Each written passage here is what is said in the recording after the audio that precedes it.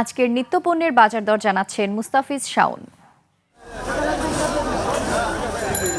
প্রতিদিনের মতো বাজার দর জানাতে আজকে আমরা আছি কারওয়ান বাজারের সবজির আড়তে।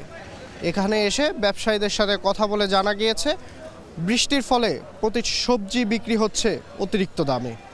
এদিকে কাঁচামরিচের দামও রয়েছে অতিরিক্ত।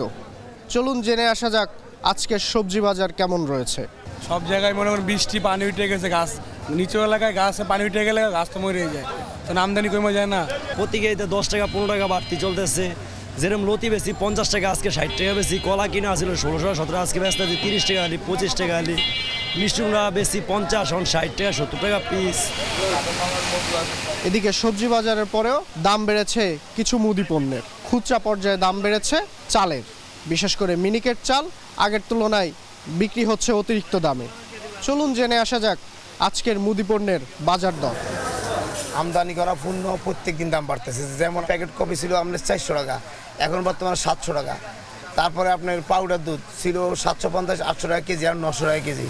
দাম কমের দিকে আছে চিনি, পোলাও চাল, ইন্ডিয়া মসুর ডাল। দেশি মসুরের আবার দাম বেশি।